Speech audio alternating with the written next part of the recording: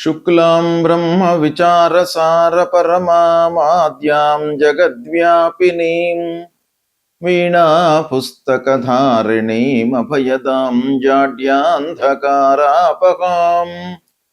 హస్తే స్ఫాటికమాలికాం విదధతీం పద్మాసనే సంస్థితాం వందే తాం పరమేశ్వరీం భగవతీం బుద్ధిప్రదాం శారదాం. శ్రీ మహాగణాధిపతయే నమః. శ్రీ మహాసరస్వత్యై నమః. శ్రీ గురుభ్యో నమః. ఆగస్టు మాసము ఆషాఢ కృష్ణ తదియ శనివారం నుండి శ్రావణ కృష్ణ తదియ సోమవారం వరకు ఉన్నది. ఈ ఆగస్టు మాసంలో గ్రహాలు ఏ రాశులలో సంచరిస్తున్నాయి అనే విషయాన్ని మనం చూసినట్టయితే, సూర్యుడు ప్రధానమైనటువంటి గ్రహము 17వ తారీఖు వరకు కర్కాటక రాశిలో సంచరిస్తున్నాడు. తదనంతరం సింహరాశిలోకి ప్రవేశిస్తున్నాడు. కుజుడు 2వ తారీఖు నుండి మిథున రాశిలో సంచరిస్తున్నాడు. బుధుడు 5 ఆగస్టు వరకు మిథున రాశిలో సంచరిస్తున్నాడు. 5 ఆగస్టు నుండి 22 ఆగస్టు వరకు కర్కాటక రాశిలో సంచరిస్తున్నాడు. 22 నుండి మాసాంతం వరకు కూడాను సింహరాశిలో సంచరిస్తున్నాడు. గురువు కర్కాటక రాశి అయినటువంటి ఉచ్చ స్థానంలో సంచారం జరుగుతోంది. శుక్రుడు 1వ తారీఖు నుండి కన్యా రాశిలోకి ప్రవేశించి మాసాంతం కూడాను కన్యా రాశిలో సంచరిస్తున్నాడు. శని మీనరాశిలో వక్రించి సంచరిస్తూ ఉన్నాడు. రాహువు కుంభరాశిలో సంచరిస్తున్నాడు. కేతువు సింహరాశిలో సంచరిస్తున్నాడు. ఈ విధంగా 9 గ్రహాలు ఈ రాశులలో సంచరిస్తున్నాయి. అయితే ఈ సంచారము 12 రాశుల వారికి ఎలాంటి ఫలితాలను ఇవ్వబోతున్నాయి ఈ ఆగస్టు మాసంలో అనే విషయాన్ని మనము విశ్లేషించి తెలుసుకుందాం. సింహరాశి వారికి ఆగస్టు మాసంలో ముఖ్యంగా పురుషులకు గోచార ఫలితాలు ఎలా ఉన్నాయో తెలుసుకుందాం. ఈ ఆగస్టు మాసంలో 17వ తారీఖు వరకు సూర్యుడు 12వ స్థానంలో సంచరిస్తున్నాడు. తదనంతరం జన్మస్థానంలోకి ప్రవేశిస్తున్నాడు. ప్రతికూలంగా ఉన్నాడు.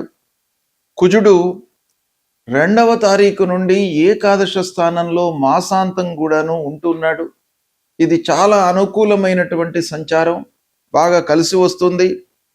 బుధుడు ముఖ్యంగా అనుకూలంగా ఉన్నాడు. బుధుడి మూలకంగా చాలా కలిసి వస్తుంది వ్యాపారంలో ఉన్నటువంటి వాళ్లకు ప్రత్యేకంగా. ఇక గురువు 12వ స్థానంలో సంచరిస్తున్నాడు, ప్రతికూలంగా ఉన్నాడు.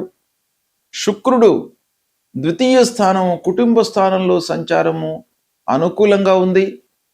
శని 8వ స్థానంలో ఉన్నాడు, సింహరాశికి ప్రతికూలం. అయితే ఈ 8వ స్థానంలో అంటే మీనరాశిలో ప్రస్తుతము వక్రించి సంచరిస్తున్నాడు కనుక కొంత ప్రతికూలత తగ్గే అవకాశము ఉంది. ఇక రాహువు 7వ స్థానంలో సంచారం, కేతువు జన్మస్థానంలో సంచారం, ఈ విధంగా సంచారం జరుగుతుంది. అయితే కుజుడు శుక్రుడు అనుకూలంగా ఉన్నారు సింహరాశి వారికి.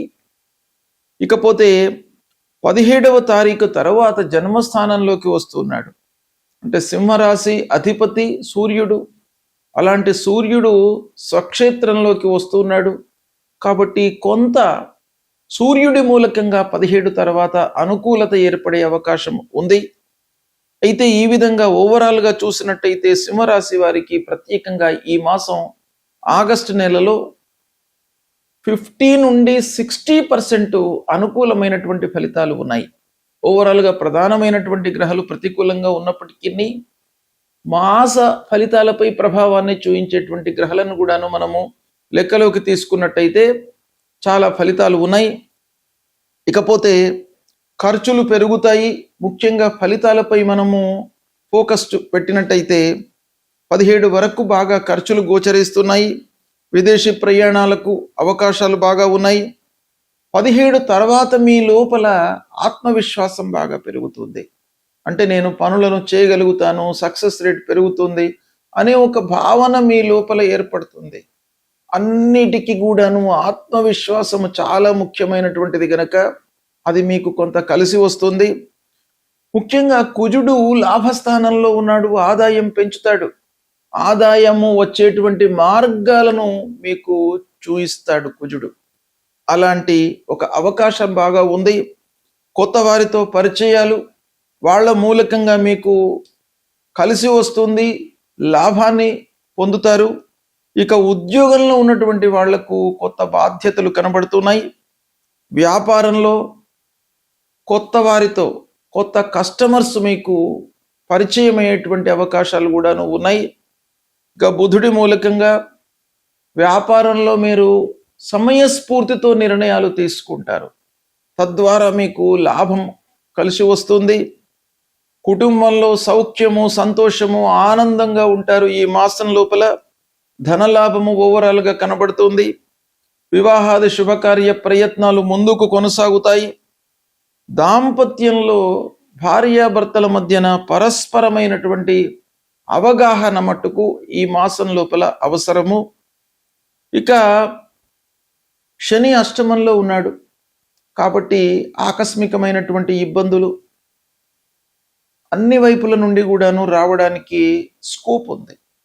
కాబట్టి ప్రధానంగా మీరు ఆరోగ్యంపై శ్రద్ధ నిలపాలి.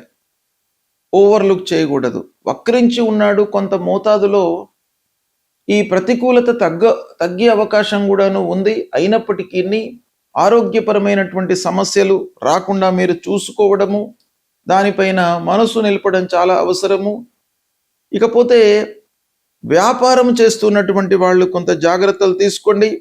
విద్యార్థులు అధిక శ్రమతో ముందుకు వెళ్ళాలి. ఓవర్లుక్ చేసినట్టయితే మీకు అనుకూలంగా ఫలితాలు ఉండవు.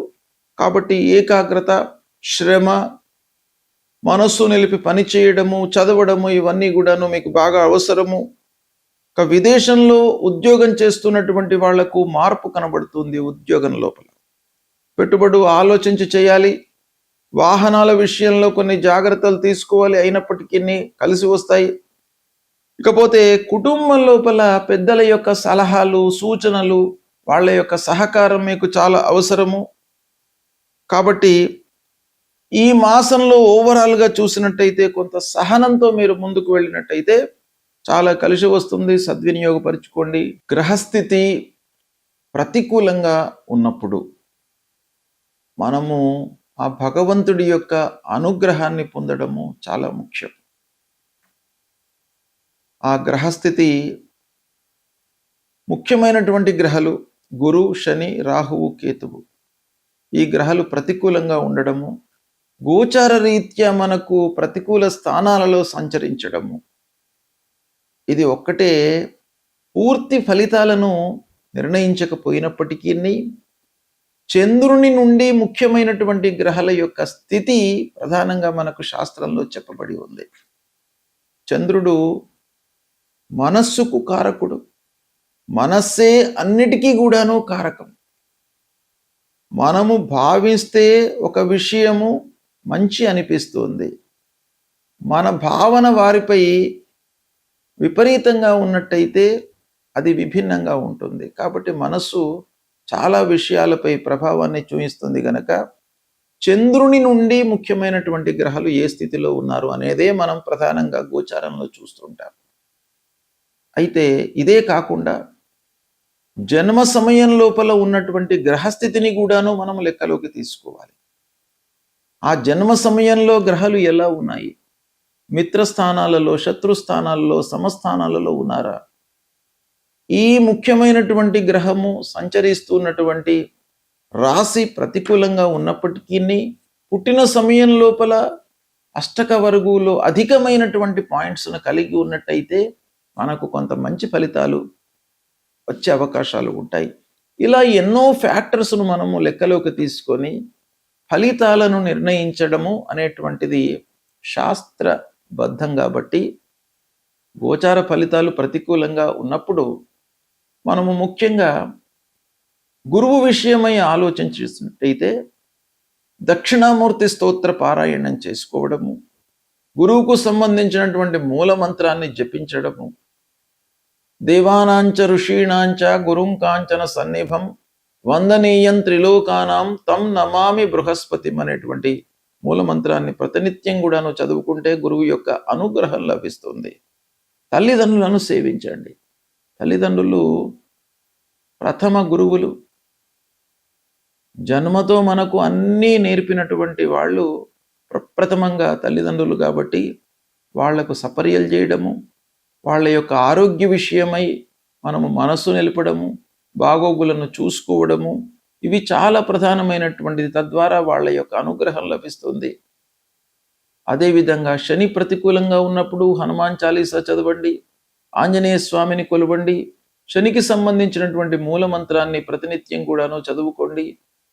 రాహుకేతులు ప్రతికూలంగా ఉన్నప్పుడు అమ్మవారి దేవాలయానికి వెళ్ళండి, అమ్మవారిని కొలవండి, అమ్మవారికి సంబంధించినటువంటి స్తోత్ర పారాయణాలు చేయండి. దుర్గా సప్తశ్లోకి అనేటువంటిది మీకు చాలా ఉపయోగపడుతుంది. దాన్ని మీరు ప్రతినిత్యం కూడాను చదువుకోండి. అందులో ఉన్నటువంటి 7 శ్లోకాలను మీరు ప్రతినిత్యము కూడాను చదవడం మూలకంగా భయము, ఆందోళన ఇవన్నీ కూడాను దూరమైపోయి మీకు విజయము చేకూరేటువంటి అవకాశాలు ఉంటాయి. ఆత్మవిశ్వాసాన్ని మీకు ఆ అమ్మవారు మీ లోపల నెలకొల్పుతారు. కాబట్టి అది చేయండి. గణపతిని స్మరించండి, గణపతి దేవాలయానికి వెళ్ళండి.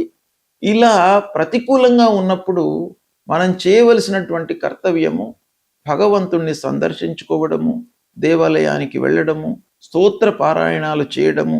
తద్వారా మీకు ఆ భగవంతుడి యొక్క అనుగ్రహం లభిస్తుంది.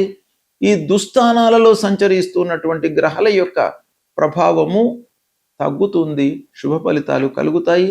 దీన్ని మీరు ఆచరించండి. శుభం.